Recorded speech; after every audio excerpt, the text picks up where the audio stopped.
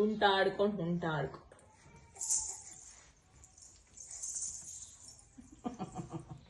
ಬಂಗಾರ ಆಯ್ತು.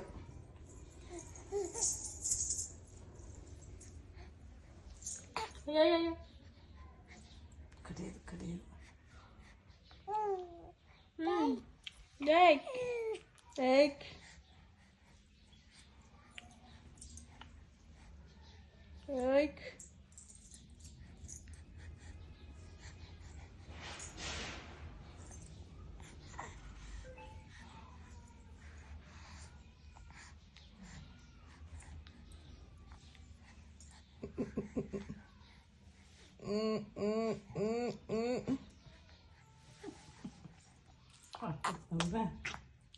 ಕೈ ಚಂದಿಲ್ಲ ಮನೆ.